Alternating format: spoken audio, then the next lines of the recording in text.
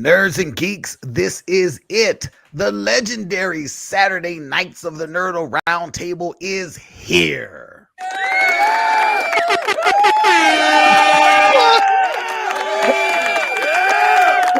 It is a celebration, bitches. I guess Yours truly, King Magnificent Koala Sharp in the building, joined by none other than Ryan Twitch Master McBain. What it do, good sir? Hey, who wants some strawberries? That's all I want to know. You know what? Damn it, you're incorrigible. Tom is talking Cunningham. Wah, wah, wah, wah, wah. Mo Kelly. You And copycat. Anthony from 2 Cubicles Down. Oh, T saving the best for last. Ah. Dr. Liz should be joining us. We shall see. Starting it off this week, I have not watched it yet. I caught up with the last episode of The Last of Us, so I'm always going to be, I think, like one episode behind. And I'm understanding that this show just keeps getting better. Is that true? Ryan, you are the game player. Yes. Is it still on point? It's still on point. This episode deviated from the game like the most that's ever have so far. It was I was like really surprised at how they changed it. I'm surprised in a good way. Because in the there's 2 characters they introduce, Bill and Frank. Spoiler alert, they're gay. And in the game, one of the characters, Bill, is a complete asshole. He does not die, by the way. Another spoiler. He actually meets Ellie in the game. In the show, they don't interact, which is a shame because they have some really great interactions. Because when they get there, because Bill and Ellie need a car, and Bill's like, okay, sure, I'll give you a car. You want anything else? You want all my food too? And Ellie goes, well, it looks like you can miss a few meals. Like shit like that. Like back and forth, just talking shit. Fucking hilarious. I was really surprised that they killed him off. I guess he's not a really important character. I mean, in the game, you only see him once. But it was sad. It was depressing. I really, really liked it. And I'm wondering, since they already started making certain changes, are they going to make any other big changes? They've already agreed to a season 2, which I'm looking forward to. But there's something that happens in The Last of Us Part 2, the game, that pisses a lot of people off. I won't tell you guys, but if they do that, I think it's kind of going to kill the show. So I'm very interested to see what they're going to do.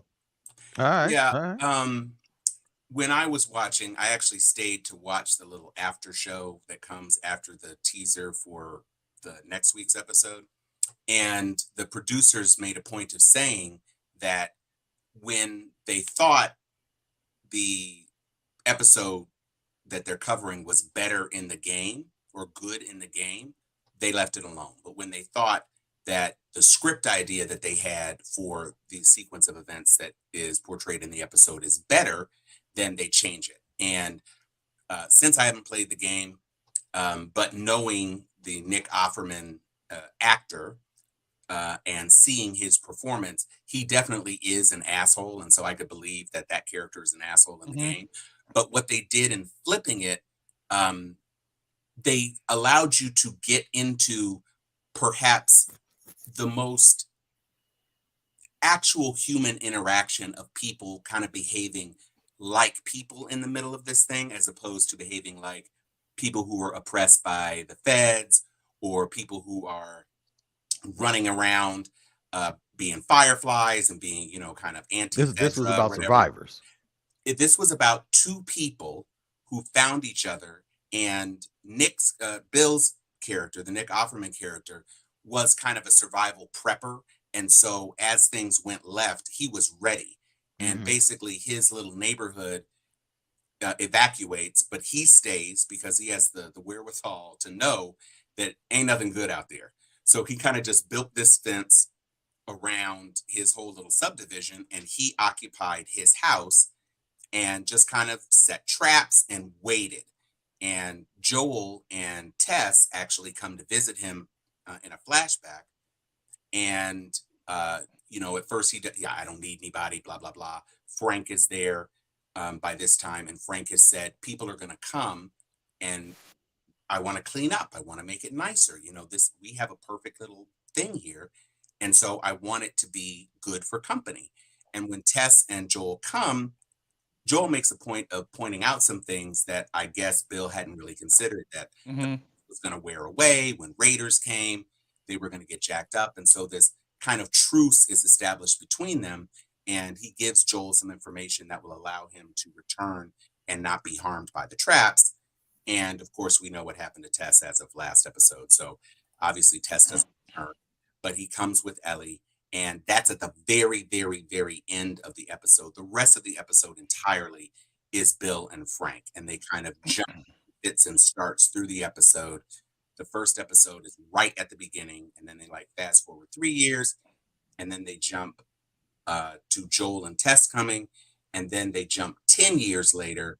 And all of a sudden, there's a dramatic change in Frank's circumstances that leads to kind of the climax of the episode. And then there's a denouement where Joel and Ellie finally make Okay, hey. Well, okay. I'll get. I will say that I will also add this: in the game, it's totally different in the aspect of Frank hates Bill. So what happens? This is serious. Basically, Frank wants to leave, so he wants to take a car and leave. But while doing so, he is bitten. So Joel and Ellie show up. Yeah, we need a car. So they're looking for the car. They don't know where Frank is. They find Frank. Frank is bitten, and he doesn't want to turn. So they find him. He hangs himself. Oh, so you're that's looking his around game. in the game. You're looking Okay. around the house, and this is pretty cool. You find a note, and that Frank left for Bill, telling you how much he hated Bill, and in that moment you realize that Bill is gay. So you have an option to show Bill the letter or keep it or don't. I always show Bill the letter. Snap. I always show Bill the letter, and I'll never forget this. Bill always you're a rat goes. bastard.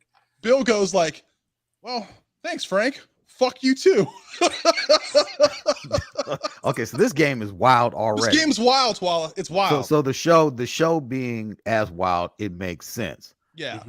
Before we go any further, Dr. Liz, welcome. How you doing, sister? Hello, everyone. I actually did see Last of Us. It's It's This dark. last episode. I do like I the don't love know. story. I do like the love story between the Yeah, it two. was So good. I thought It was that good. when he said that I have fulfilled my purpose, I was like, oh, that's so sad. Well, I don't think we want to get too much into the spoilers, although what we know about this show is that don't get attached to too much to anybody. But No. I will just say, I didn't find it dark. I just found it sad.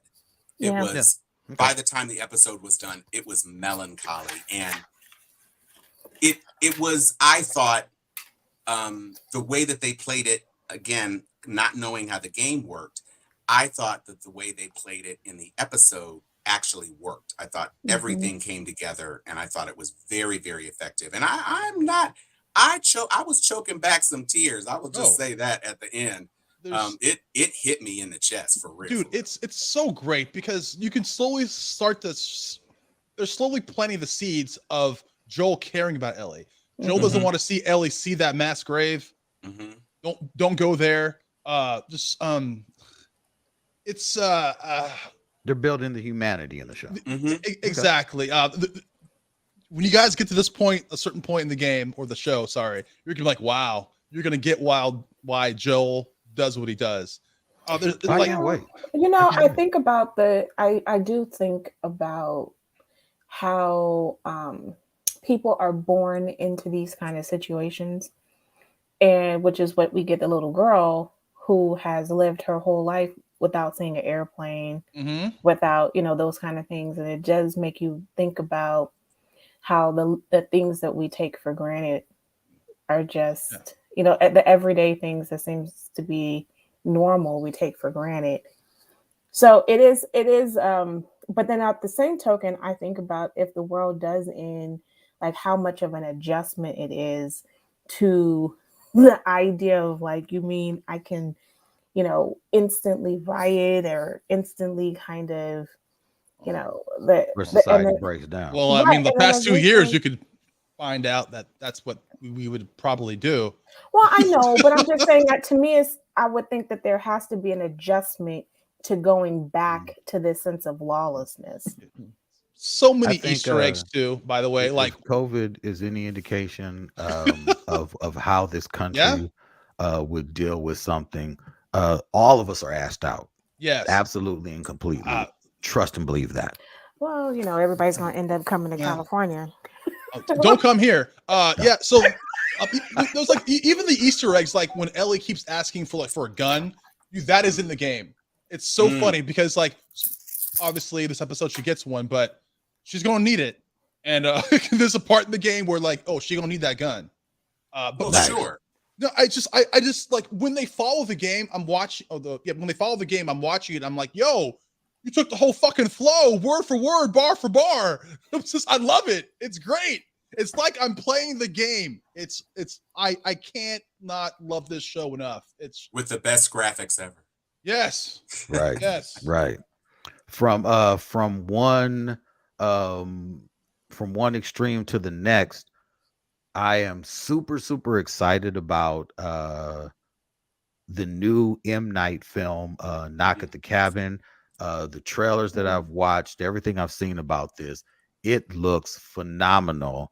And with M. Night films, if you know what's going to happen, then it's a complete and utter ruin. So we don't want to ruin it for anybody because, if you would have told me in the end of that film, The Sixth Sense, that Bruce Willis was dead, I would have hated you going in to see that film.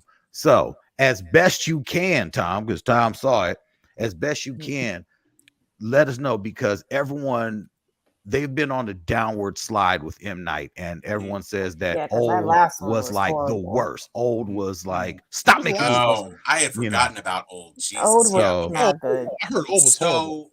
The only spoiler I will say about A Knock at the Cabin is that Bruce Willis is dead.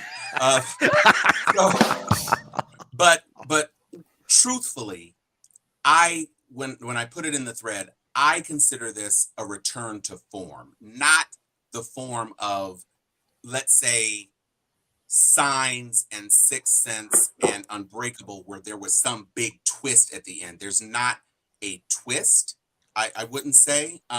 It does differ from the ending of the book. The book is a lot more bleak, apparently. I just wikied it, and just because I hadn't known the book, and so I wanted to see what the big changes were. And there are some changes from the book, but this is a movie where almost all of it takes place in the titular cabin. And so it's a little claustrophobic. It is an apocalypse movie. Dave Bautista was very effective. They don't use a lot of big names. Jonathan Groff, some people in the audience will know from Spring Awakening and Glee. I didn't know who the actor who played his husband.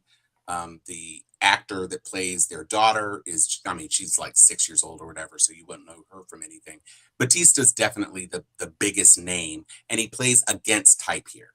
And so the performances were strong. The characters felt realized.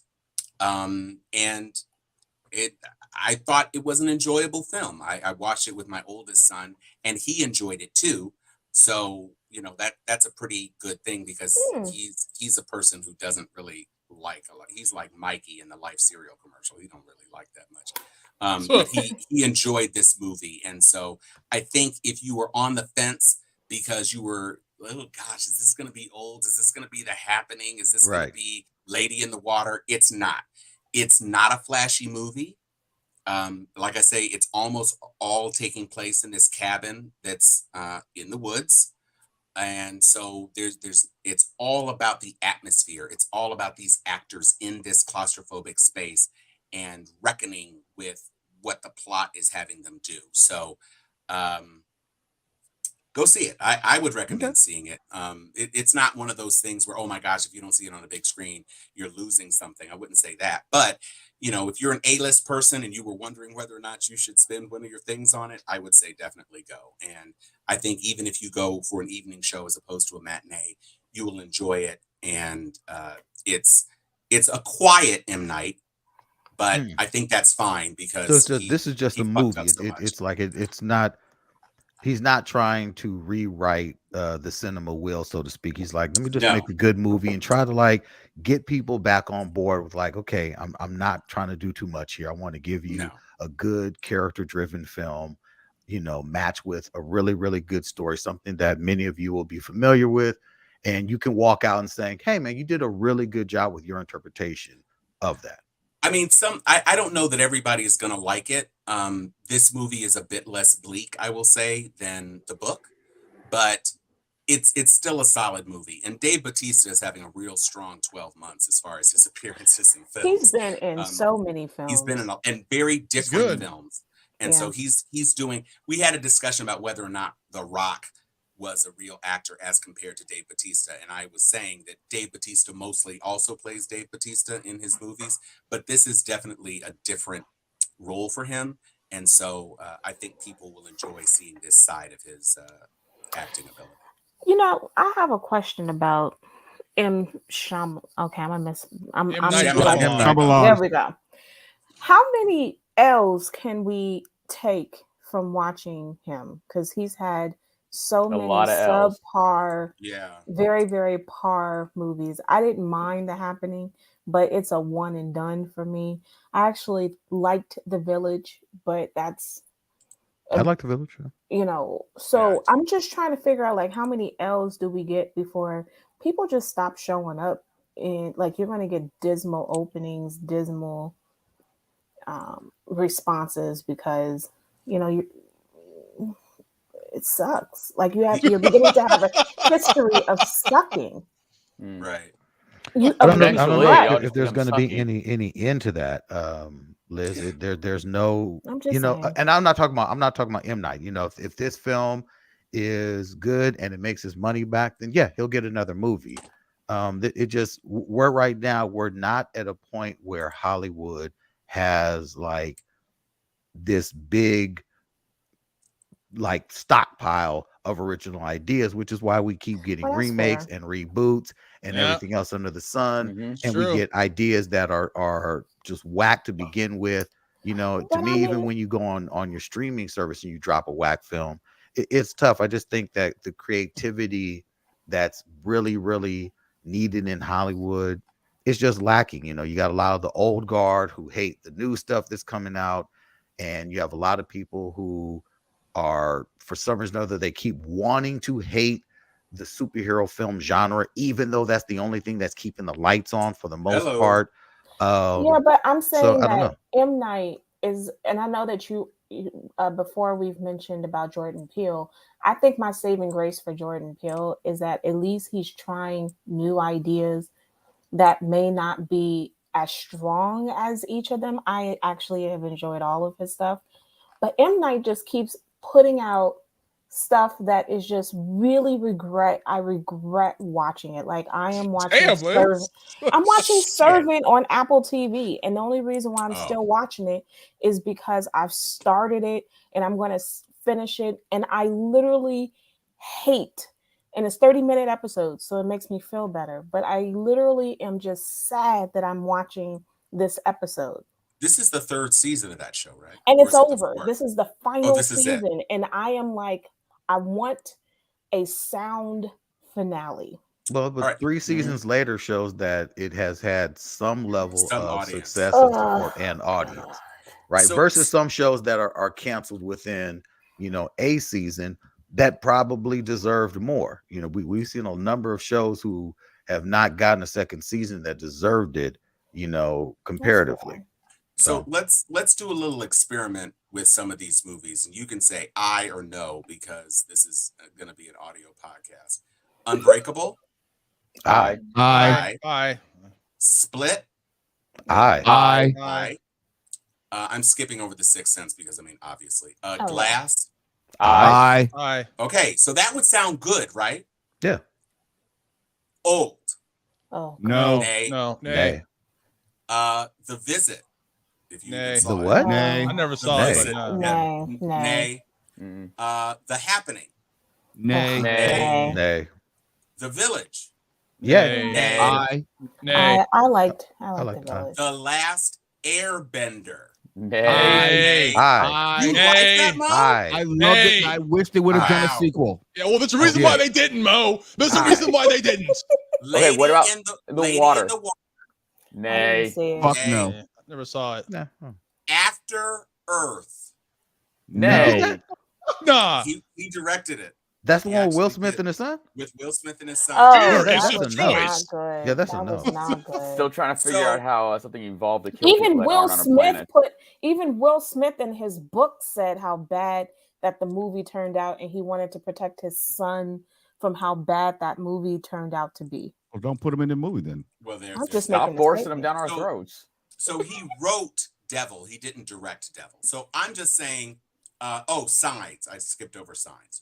I No, I didn't like it. It was a nay for me just because I hated the fact that the aliens came to a planet that's covered like 85% with water, and that's their kryptonite. That's just dumb to me. I yeah. just couldn't with that bullshit. Yeah. So basically, to the point, Mo likes more M. Night films than I think anybody else on the panel. But it definitely is both creatively and financially, it's a roll of the dice with him. Yeah. So it feels to me that A Knock at the Cabin is probably a relatively low budget film. Like I said, it's not super flashy. Mhm. There are some effects things in it, but not like crazy effects things. And so, relatively low, not low tier, but not high priced actors. And I'm sure Dave Bautista probably didn't take a full, salary that he might demand in another type of movie just because he liked this role and knew that this role was a stretch for him. So I didn't know. I hadn't seen any commercials for it. I just saw that it was released because I was on AMC.com. And so I said, F it. There's an 11 o'clock show. I'll just go. Tommy wants to come with me. And so that's what we did. And I was pleasantly surprised. How long is the movie? It didn't feel that long. Hold on. It looks like I think it's under 2 hours though. It is Oh, under 2 hours okay. because it started with when you go to AMC, if it says 11, it doesn't start until 11:30. 11:30. We're walking out at 30 1 minutes o'clock. of ads. Yeah. Okay. So it's Hey, look, not. I'm going. not a I bad actually thing. joined the A list again. So Hey, You might as well. look, there's You're a gonna lot save coming your out this year. you're gonna save your money just by going yeah. to see Right. Ant-Man and the Wasp multiple Yeah. times. No, Okay, look, they're saying I'm they're saying excited. it opened at 14 million. Oh, Okay. well, And That's turning a profit. Brady was at 13. So Jesus it had Christ. 5.4 million on Look. Friday with previews. And so it looks like it's going to head to 14.5 million. let me which tell doesn't seem you, like Well, it's Ryan, the word of Ryan, mouth on about it is 80 for good, too. Brit. Let me Don't tell me nothing. Yes, on yeah, Age no, of no, Brady. no, hold I on. Let me wanna tell hear you it. why. Let me tell you why it's making money. Is because even when I went to the movies yesterday, they had Yeah, a it doesn't matter. busload of senior citizen women It doesn't rolling matter. Oh, I'm sure. into the It doesn't theater. matter. I am It doesn't. sure. Trust me. I That was like, film they needs have not hit, get any mention in this they world. have That's hit okay. the I'm senior not Yeah, it's okay. listening. I Yeah, can't it's okay. hear to get this It's okay. movie I out. can't hear It's okay. you. We're okay on that one, Liz. Yeah. By the way, 80 for Brady only cost Lord have $29 mercy. million. So They don't make their money, and then they did but they're gonna a make their whole money. Oh, God. preview last week. So the movie had a soft launch last week, which is why I was able to see it. Look, On Liz, Saturday. Great. I That- shared that's your nice. love It of was that film with completely sold Tim out. Conway. No, I It shared was a your good love movie. for it. He didn't believe me. I said, no, she's dead ass serious. She It dug was it. so funny. I'm gonna see it again on Monday.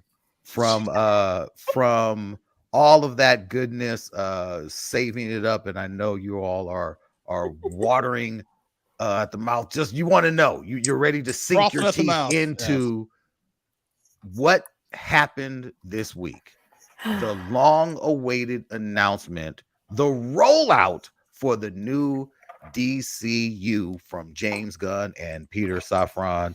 They have announced their full slate of first releases for the first chapter in their film universe, which they are calling Gods and Monsters. Monsters, yeah. This is a universe, according to James Gunn, that is not a reboot. He's not trying to go in and reintroduce characters. He is introducing a universe where superheroes already exist.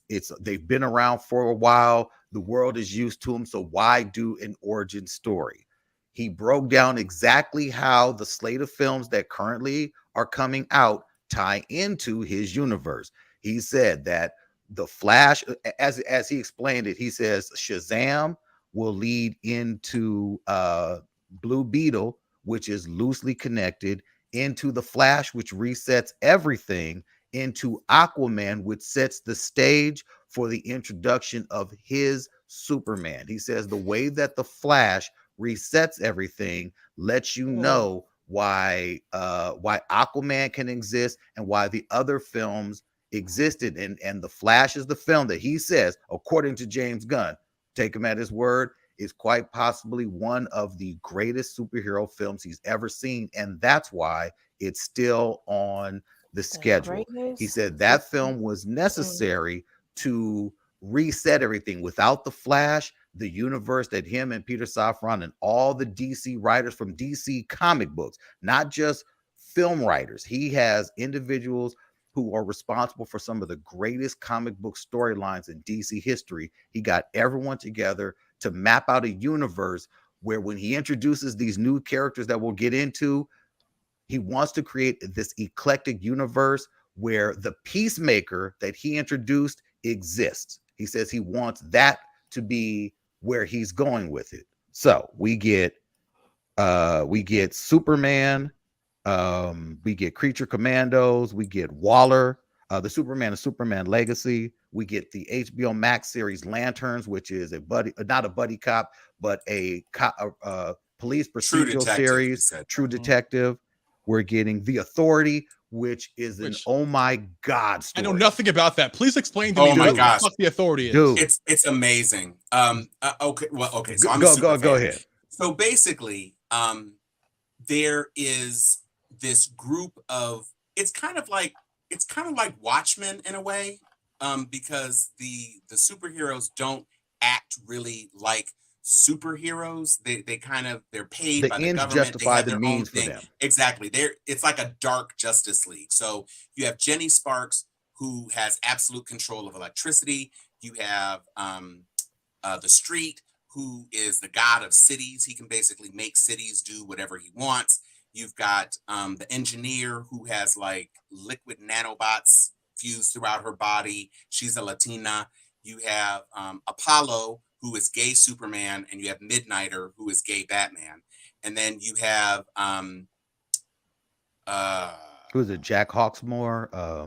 Well, he's the city guy. He's the city. Yeah, he's the street. And so maybe that's. I think that's almost the core cast. There were some other individuals from the Wildstorm universe that mixed in, but it's really basically at a certain point they kind of like the characters in Injustice decide that they really should be in charge, and so there's a whole arc of that, and then there's the government pushing back, and they bring in this person who has literally like thousands of superpowers that were developed just for him.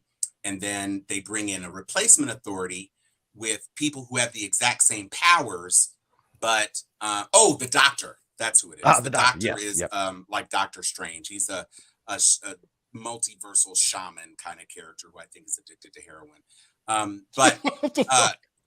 Exactly. But it's a really Grant Morrison, I think, did stuff. Mark Millar was doing the pencils for a while. He's separated from them now. Trust me, if the way you guys feel about The Boys, you will absolutely lose your mind over The Authority. The Authority is almost like The Boys without the dick jokes. It's a much more serious in tone. At least when The Authority came out, it was like, stop bullshitting around. Superheroes are not here to play. We're here to make this fucking world right by any means necessary, and we're gonna do it. Get the fuck out of our way, and you'll survive. And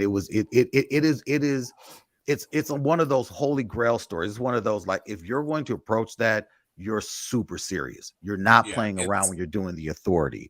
But conversely, he also wants to play around. The bird chick, with the wings.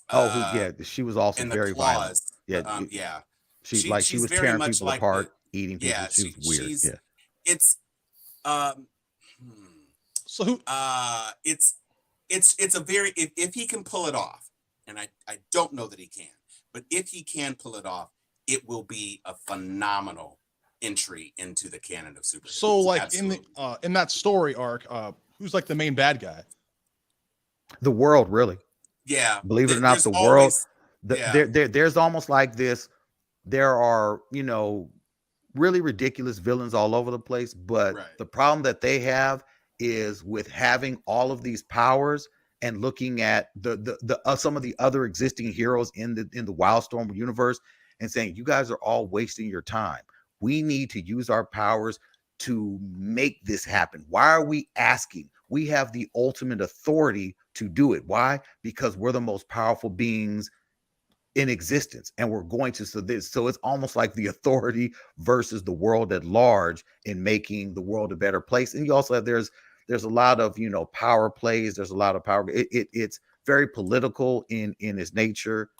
It's a pretty serious ass book. Swift, yes, Swift is the other is character. the bird character. Yeah, their powers aren't saying like Midnighter is, yes, he is a comparison to Batman, but the Midnighter, his power is to whatever it is you come at him with, he can automatically counter and destroy you.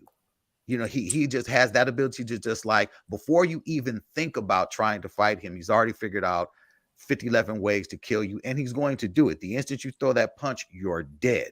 Apollo is a Superman who's like, well, I could take you to prison, but I could also incinerate you with the power of the sun. So I'd rather do that. And foosh, you're gone. There's the Street, who at one point he came across a drug house or whatever, and he just used his power. He talked to the city, and he had the whole damn thing sunk underground. Yeah, just gone. Like, you know what? We're not going in here to get this and in this drug lab. I'm going to bury the entire drug lab underground. But won't everyone in there die? What about people who are blah, blah, blah, blah, blah, blah. They're dead. Boom. Done. It's a wrap. And it's one of those, when you tried to come after them, it was like, you're going to stop us by doing what? Right. By literally doing what? Because you can't do anything. We got a freaking nanobot robot who can, literally take over every single thing in the city. Jenny Sparks, who with just a snap of her finger can fry every electrode in your body. Their powers are on an extreme level, which again, it's one of those stories where it's like, man, dude, that's pretty ballsy to say you're doing the authority as a film. That's ballsy as hell. But he's, I mean, look, you've got Paradise Lost, which is an HBO Max Themyscira prequel series, The Brave and the Bold, which tells the story of Damian Wayne. It introduces Batman's son. So he's like, Batman is Batman. Batman's been around. We're good. We know who Batman is. This is our opportunity to introduce you to some of the other Bat family that exists.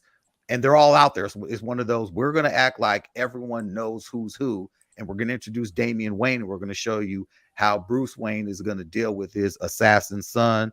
The Booster Gold series, imagine Peacemaker, saying it's going to be the same level of comedy. And Supergirl, Woman of Tomorrow, which in this story, a lot of people are like, I don't want to see a Supergirl, but this was one of the best Supergirl stories ever told, because this tells a story of, instead of, because Clark, and eventually you found out that Kal-El, she was on a rocket and she was just sent out before, and she was traveling in space. The Supergirl, Woman of Tomorrow tells the story of when Krypton exploded. A section of it, a one city, almost like the miniature city that Brainiac had got, a portion of it was protected. Jor-El used like some of his technology to save some of that was jettisoned off into space when the planet exploded.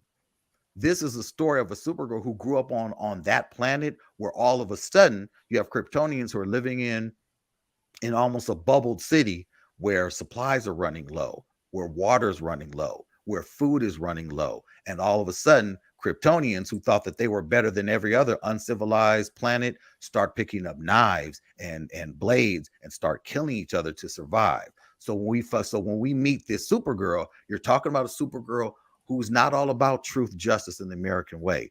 She's more in line like, I don't know if Zod was wrong. in So she's us like being Power on this Girl then. planet. Basically Okay. like Power Girl. So this and the thing about this, and I can't forget Swamp Thing, because he's like, we need a dark, twisted horror type element to what we're doing. The rollout for this, the reason he explained why he's not coming out till 2025 and why he's allowing these other films to basically take the weight. He has said, we have sat down in this room and we have crafted a masterful story where characters that are going to be introduced in the animated Creature Commando series are going to be appearing in the live action series. The same actors that are doing the voices will be in the live action stuff. The story that is introduced in Green Lantern is a story that affects the entirety of the whole world we're building. Superman Legacy, what we're dealing with Clark Kent and him just kind of like having a midlife crisis, or not a midlife crisis, but having a crisis of conscious of, am I doing the right thing? Is this world really worth all that I'm doing?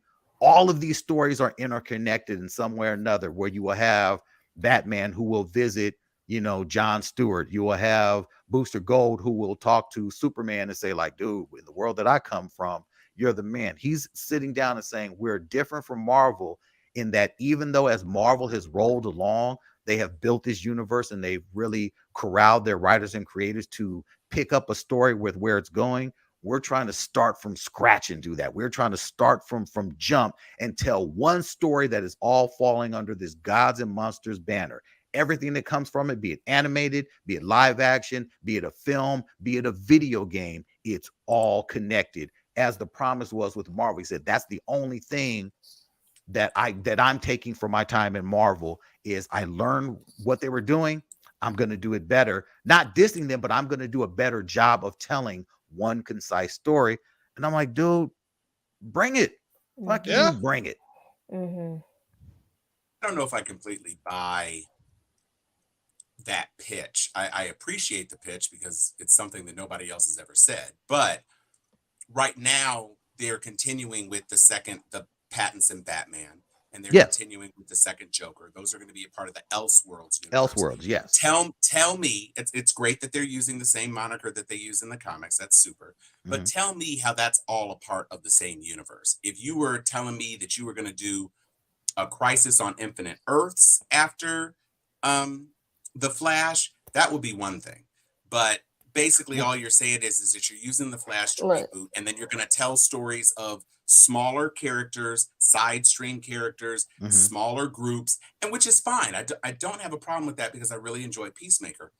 I'm just saying, you're basically saying I'm throwing aside the marquee characters and developing some other people so it doesn't piss off fans of the actors who played those marquee characters. And maybe I might bring Gal Gadot back. Maybe. Maybe after a period of time, Cavill could even come back because he's doing this old school Superman in the same breath as he's saying, we're not reestablishing the universe. Everybody knows superheroes. We don't need to do an origin story. But now you're going back in time so that audiences don't immediately reject the guy you're doing as Superman. I get it. Great. You have a vision. Fine. Let's see it. Let's see the first James Gunn film. Yes. And let's move from there. Yes. Just talking shit isn't going to get it for me because we've been wading through 13 films of shit already. So, well, all if of this that. movie is not good, he's and going to get shit on. If Oh, Peacemaker's absolutely. any indication and the Suicide Squad, I mean, those are pretty good lead-ins to what we can expect, hopefully. Yeah, but he didn't do the Flash. But Yeah, exactly. also, And to keep Ezra around is it's just questionable. ridiculous. No, it's not questionable, it's ridiculous. At best, And it's you know, questionable. the thing that bothers me the most, Birds and of I a know feather. there you go. And wow. you know, the thing that bothers me a lot, allegedly, y'all did allegedly to me all last week. The thing that bothers me a lot is that Tom's pointing out is these secondary characters that we want a prequel to Wonder Woman.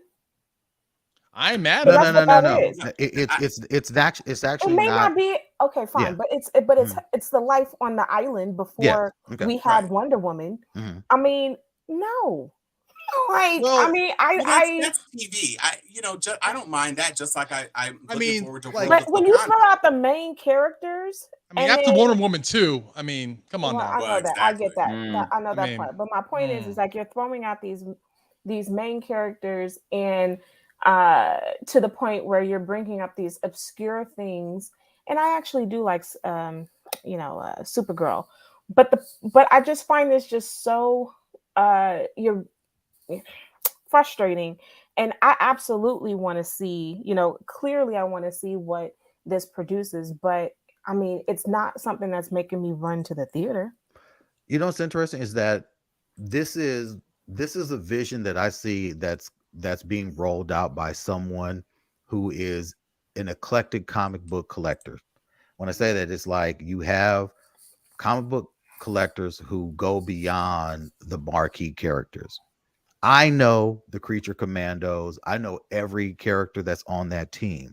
I know the Authority, one of my favorite comic books, the Wildstorm universe, one of the best universes that came out of the whole, launch of Image Comics. Um, Booster Gold, his comic books are always hilarious because he is such a hapless hero. This is a guy who in the future was a janitor at the fucking Flash Museum for a point in time, and then he came across some time traveling equipment and some superhero throwaway gear from some folks from a museum, and came back in time to try to be a hero and turned out to just be a loser.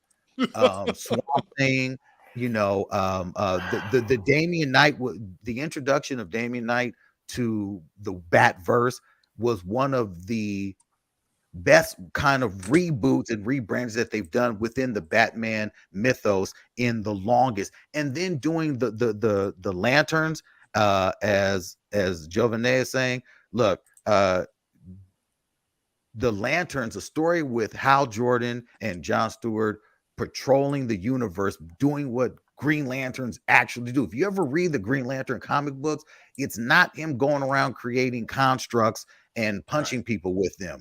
They are police officers for the galaxy. Getting into something like this, I'm like, yo, that's a really interesting take on these storylines.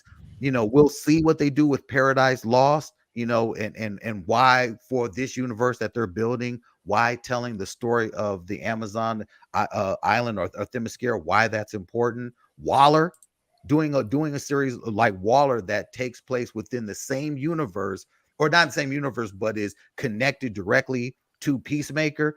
I'm like, sounds like you're doing some serious comic book branded. And then world. Even if you do not, even if you're not interested in this, at the very least, everyone has to say to themselves, well, at least everything is going to make sense. At least everything is going to be connected. It will be a joined universe at the very least. Two parts. Number Except one, for Elseworlds.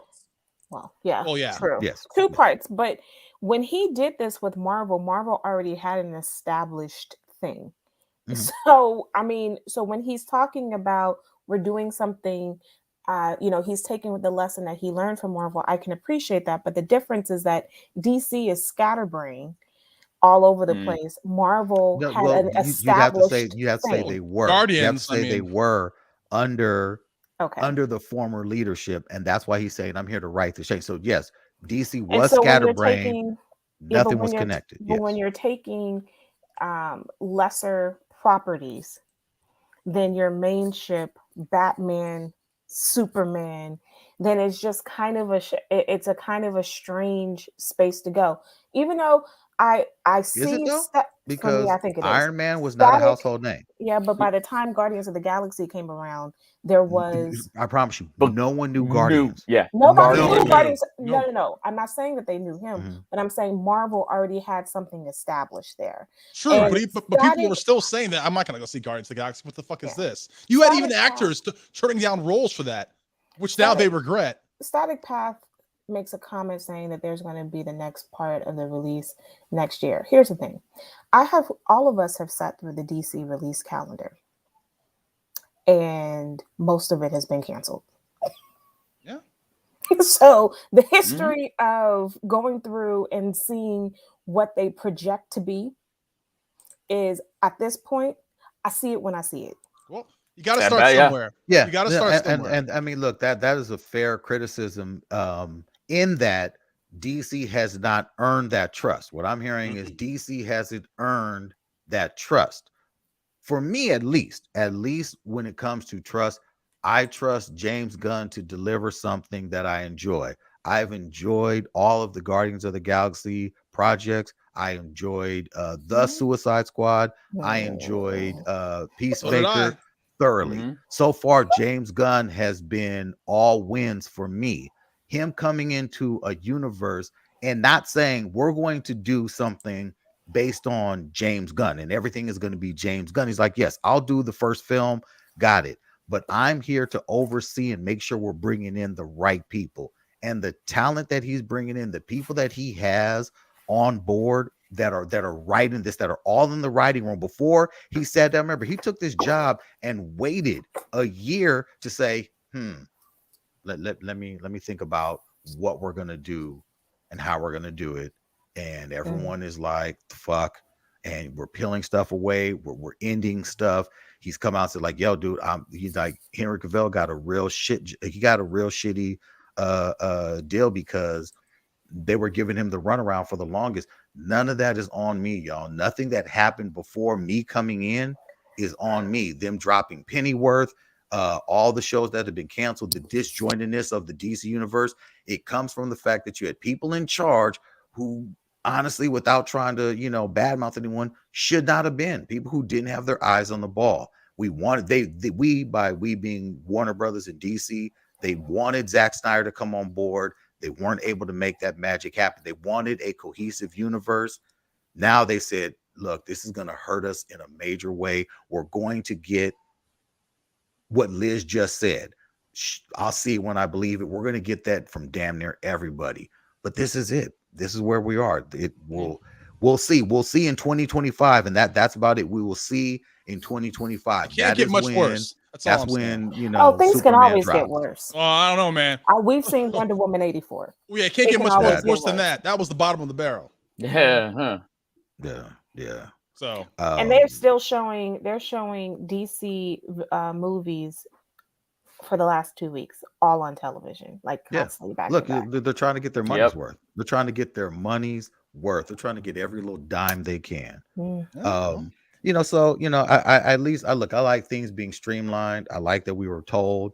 He said, I'm gonna tell you, and he did. So, we'll see. We'll see. We watched some really bad stuff. So, we know we'll be watching whatever it is that comes out. We sit through some really whack shit. I am still, for some reason or other, later on tonight, I will still be watching and catching up with National Treasure. And that's one of the worst movies that's ever been created. No. It is god awful. And I need to see where it goes. I need to see if they actually introduced Nicolas Cage. You know how you fucked up, but right? They do? No, they don't. I don't think they will. No, see, you done fucked up now. All right. You know you're done fucked up, right? It's the funniest thing because they tied the movie, they tied this show to the movie, except Nicolas Cage. Well, remember when they introduced his partner, he called him. He was like, hey, how y'all doing? And he talked to him. So we're led to believe, because Jerry Bruckheimer has come out and said that they are going to do National Treasure 3. He's confirmed. He's like, I got everyone on board. Nicolas Cage need the money. If they are doing that, and they made sure on 2 different episodes that he was supposedly on the phone talking to the young dude or his young homie, and he'd been on the phone, then the only thing that they can do is, when you get to the end of this, is show him, because otherwise how do you successfully and how much of a waste was him even being in the show? He offered absolutely zero to the plot. Like he was. I'm looking at Nick the show Cage's offers IMDb. zero. Yeah, I'm looking at Nick Cage's IMDb and it ain't popping up on here. No. Here's the thing. Like I said, it's probably not going to be on there yet. And Nicolas Cage, he's got whatchamacallit coming out, which looks great. Renfield looks great. I just there saw for Renfield. That trailer again. And I'm not like a real big Nicholas Hoult fan. He was serviceable in The Menu. I didn't really care for him as the Beast, but this is this is giving Renfield superpowers. If you haven't seen it, look for the trailer online. Instead of him just being a person who eats insects, he actually gets superpowers when he eats insects. So it's Right. it's pretty cool. I And bet you could have Aquafina, got. who I'm not the biggest fan of, is kind of toned down in this movie. Yeah. I bet you could have got Nicolas Cage for a couple of bucks though to be in this show. He needs the money. I mean, Maybe. Look, maybe. Does he IRS still? write-off. I mean, Well, I thought he he claims to is. still. Oh, okay. I mean, he's been putting out when you have a movie Jiu-jitsu. that is literally the premise of the movie Jiu-Jitsu is to hire is a him cult classic. so that he can get some money. Like Jiu-jitsu, I mean, but look, this dude, Nick, he's still making movies. He's still putting them out there. His fan base is loyal. You got to give it to Right. him. yeah, he has He's a loyal. ton of straight to DVD, straight to streaming movies. he need money. He was in Five Nights at Freddy, y'all. I mean, Sure. Hey, Bro, look, why something must not? be up. It's like going down the path that Bruce Willis went down before he realized he was dating was it aphasia? Yeah, that's Just yeah, no he is no all telling of what's his going movies. on. I don't know how they were able to do so many Bruce Willis movies when he was not aware that he was on a movie set. But have been like 12. his last movie Yeah. was a hard watch. But it wasn't terrible for him. But I was like, you better than this. You could get more money than this. Like, You know what though? you really are Actors better act. than this. Liz, No. actors act. That is Nah, what he they was do. better than that. That Unfortunately, was a bad premise. when you're an actor, you're in front of the camera, and all we see is what we think is happening. But Reginald Val Johnson, he just recently did this one interview I was reading, and he was talking about how he's trying to stay relevant as America's favorite TV dad, because he was in a commercial, and I guess someone had tried to clown him for being in, like, damn man, how the mighty have fallen. He's like, hey man, gotta work, man. Gotta work. This is their job. What I'm saying? Their job is to be in front of the camera. Reginald Val Johnson was the mighty? No, he's just saying the mighty has fallen. No, I'm just saying. Was he ever mighty though? I mean, I know. No, it's not like know, Bruce Willis. I'm just saying, just in Well, general, or because like- at one point in time, that show Family Matters, that was the joint. That was on it. Yep. But I'm just saying, Bill Cosby was the mighty, and he has but Bill Cosby was Bill Cosby sexually before he got the Cosby Show. Right. No, absolutely. Yeah. But that's what I'm saying. That's why he was the mighty. Reginald Val Johnson was the fat cop from Die Hard. Family He was Matters. in the- The dad from Family Matters. No, I'm saying, but that's why he was the dad Yeah. from Family Matters, because they took that character and basically dropped a wife onto it. And Boom. There you Moved go. to Look, Chicago. now we Stairs and learned never what came he back. did when he went home. Yes. We learned when he went home from Nakatomi Plaza. We learned what he did. He had an annoying neighbor. He was cut this, from that, the other. what was he? He was supposed to have been in Avengers Endgame. Yeah, and he was Was cut. he really? Yeah, he was Yeah. cut. Yeah. He was a cop. cut. He was the cop in He was either the a cop Hulk deleted or- scene. I think he was Oh, a fireman. wow. Wasn't he a No, fireman? he though? was a cop. He was a cop in he was supposed to have been the Hulk went crazy. No, the Hulk That- showed up that's to why. help. And Oh yeah. I saw that clip. Yeah. I Yeah, it saw was a that deleted clip. clip. scene that they put in theaters. Yeah. Yeah. That was such a bad redo to theater. Yeah, well, Man, shit happens. that was a waste of time. That damn, It and was. that was trash. But yeah, he did get cut. We all got Outside of swindled into all going back. that fun, fantastic greatness, what are we missing out there, Liz? What's On Apple happening on TV? Apple Plus? I don't know. I mean, there's this new really sad show coming out, so I don't want to bum anybody out. Actually, I'm not really watching anything new. I am catching up on the Oscar movies, so I am doing that to see which one. I said last week Woman Talking was wonderful. But I actually did go to the movies this week, and I thought it was going to be bad, but it actually wasn't as bad as I expected. It was pretty decent. It was the Nia Long movie, Missing. That's the one that we keep talking about, Mo. That's the one we keep trying to bring up. twists and the turns of that movie, and I think the thing that I liked the most is how it was shot. It was shot as if it was a teen. She's 18 and she's looking for a mom, and you get everything filmed like her searching on the internet. And so everything is kind of being like internet filmed, kind of like, and I really love that I thought it was just a creative way to tell the movie. It's not, there's more of the movie being told from her being online doing this, trying to find different ways to find her mom, more, and also like the news happening from being on being on the internet. More of that is told than her actually being in real person, which I think is kind of true for that age that lives so much of their life online or social media than being in person to person. So I do think that the show is, to me, it's worth a watch. I think I don't want to tell the ending because I don't even want to tell the twist, because I think that it comes at you like, oh, I didn't even think. No, Apple TV did not run out of content. I'm still watching, and there's other stuff on there. But I'm just saying that there is a new show that started, but I haven't watched it yet. But Missing is a pretty decent. I liked it better than Plane. I thought Plane was trash. Okay. First of all, once again, there will be no Mike Culture slander in this motherfucking podcast. All right? It's not worth going to the movies to see. It is worth watching it on Amazon. Mike Coulter's name out your fucking mouth. You cannot love Mike Coulter that much. Right? I can. Missing is definitely on the radar. It looks really, really good. Oh, it's not really, really good, but it's real good. It's good enough to watch. It just looks good. What you watching, Mo? Your Honor, second season on Showtime. Bryan Cranston. It's great. It's great. Okay, that's the one where he's a judge doing crooked things. Yep, he was a judge. Well, yeah. Well, in the first, is that an oversimplification? Well, no, he was a judge. I don't want to give away the storyline. First season is he's a judge trying to keep his son out of jail. Right. And the second season, you find out whether he was successful or not. Oh, okay. On the run for the mob. Ant, what you checking out? The Bad Batch still. It's gotten a little better, but this season's a little bit darker than the last. Yes. You know, I finally figured it out, Anthony. Because last week's episode I was asking, is it anything? You're like, no, it's not. It's just one heist thing after another. There's an underlying story, and tell me if you see it.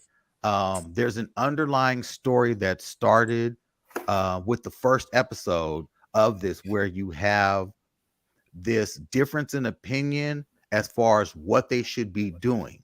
And it's and I can't remember his name, the one who's has the cybernetic arm. Tech. Yeah. No. Is that no? Tech is the smart one. Echo. Yes. You have Echo, who's been pushing for them to do more. Echo, who is saying we can't stay out of the fight forever, while you have Hunter, who's like, hey, dude, we need to just do these gigs, save up our money and get up out of here. When I watch this episode here, that the one from this week, it seems that we're getting to a point where they're not going to be able to just keep staying on the sidelines, and they're going to have to get involved full on in. And I'm just curious to see where the next couple of episodes come, because this episode here, it brought them closer out to the open than they have been before. They were very exposed in this episode, so to speak, as far as them being fully just discovered, like, hey man, damn clone crew, y'all are still alive, right? Well, there was it the second or third where the one commander realizes, hey, they're alive, so we got to falsify the report, right? And then there's this one where they were the bad guys are saying, hey, we got like this a lightsaber, that the clone troopers knew that what a lightsaber was. And for those that don't know, the Death Star was built by slave labor by the Wookiees. Yes. Off Kashyyyk. Yes. So we're only maybe a year removed from Order 66 at most. Yes. So they still haven't even gone to the planet to, take all the Wookiees off Kashyyyk and start building the Death Star. So there's a lot going on where, they're exposing themselves more and more, and they're going to have to pick a side. Either we, sideline ourselves, or we're going to have to get in the fight. Yeah. And it's very good. There's not a lot of, to your point, Anthony, it is darker. It's more serious. The they're taking folks out. They're just like, yeah, man, we don't have time for this, man. Pew, you're gone. You know, there's a darker story that's being told, and I like how it's building, because at first I was like, yo, dude, it's just a series of heists, but it's not. It's you start to understand that you have one mindset where they're trying to get out of the game, get to someplace in the galaxy far, far away, so they can raise Alpha and let Alpha just be a kid and just forget everything, take off the damn armor and just chill. Well, you have Echo, who's like, nah, man, I've seen too much, I've done too much. Look at me, I got the fucking robot arm, man. I got this shit all over my head, man. I'm mad. I want some payback. Let's go. Let's get it. And this I think is going to come to an explosive head. So, all right, that's what Ant's on. What about you, Tom? Well, for those of you who don't know, if you have Paramount Plus, with the acquisition of Showtime, you can get Showtime content bundled in with your Paramount Plus. And basically, it's like only $10 more for the whole year. So I went on ahead and did that. And so now I had started watching the Judge Show when I was in a timeshare, because they had free Showtime on there, and I only got through like an episode and a half, and I was like, oh man, I'm not gonna be able to watch this. And so now I can watch that. But the show that is really intriguing me right now on Showtime is Z-Way.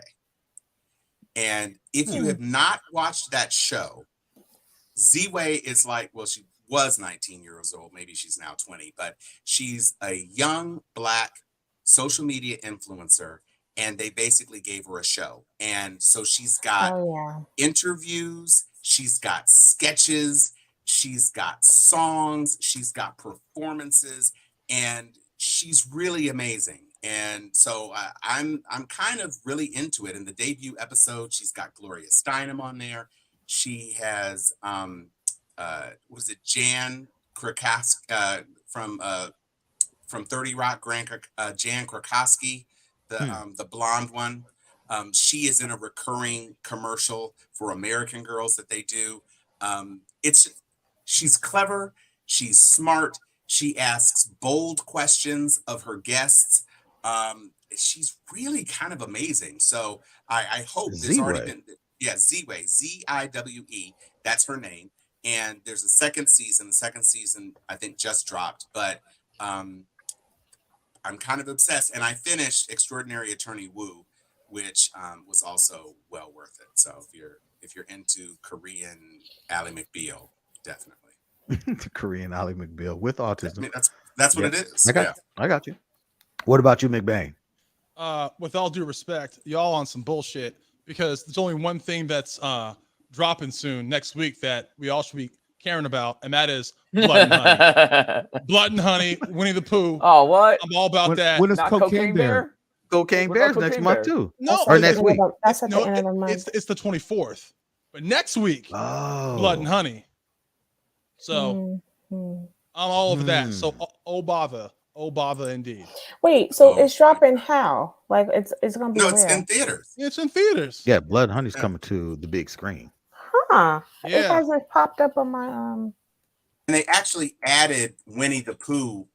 So it's not just Blood and Honey, it's Winnie the Pooh : Blood and Honey. That's a joke there, but I ain't gonna say it like that. Yeah, well, I see it at two theaters: the Northridge Pacific Theaters in Northridge, and the Regal Sherman Oaks, which I guess is the one that's going to be taken over by. That's right next to me. So that's perfect. Yeah. Oh my gosh, that's like it's not close. Those are the top two Googles, right? It's playing in Simi Valley. It's playing at the Cinemark North Hollywood, the Laemmle in Newhall, and the Studio Movie Grill in Simi Valley. So it's not like it's a super wide release. But it's at the AMC City Walk and Century City in the Burbank 16. So it's okay. It's out there. Places. It's out there. A single showing on Wednesday. So oh my god, I don't know. Well, my single ass will be there. So it will make more than Gina Carano's last film. Probably. No, definitely.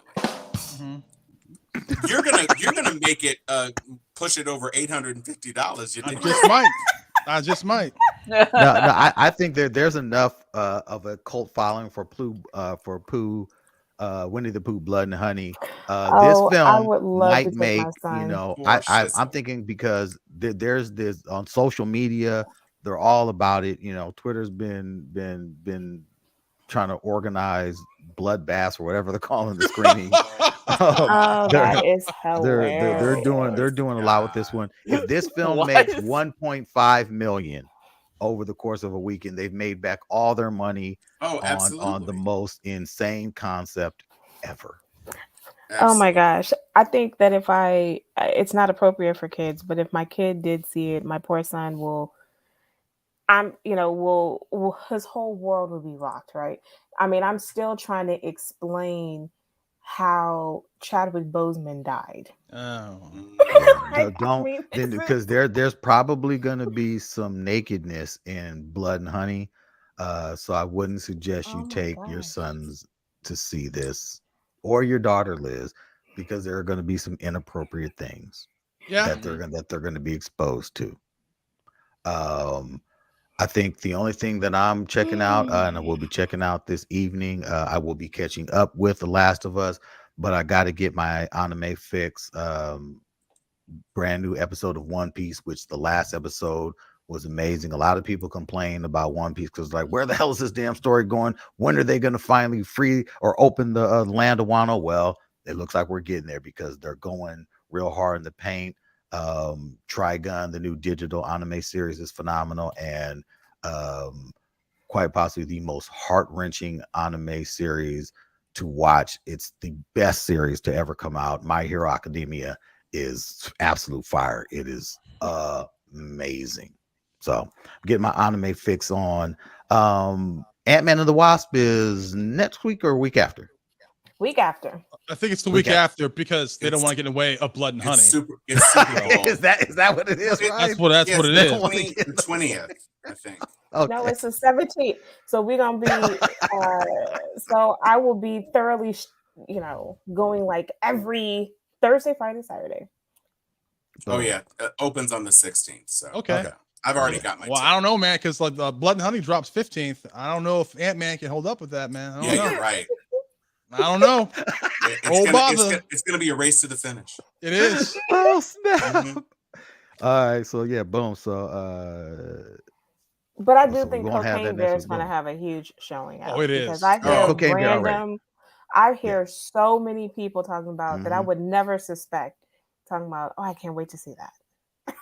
Cocaine Bear is going to be stellar, and I don't want to jinx it.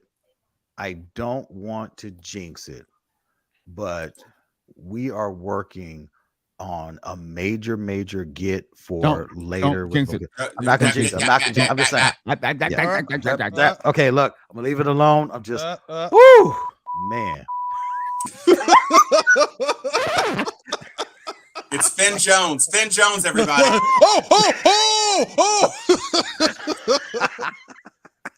Look, just stay tuned. Stay tuned. Definitely appreciate y'all for rolling with us this evening.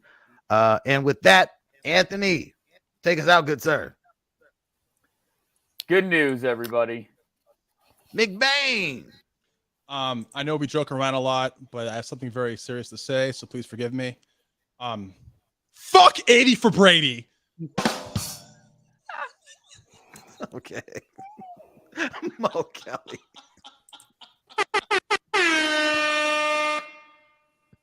Dr. Liz. 80 for Brady. Tom. Where is my Z-Way suit? Excelsior. You ain't right.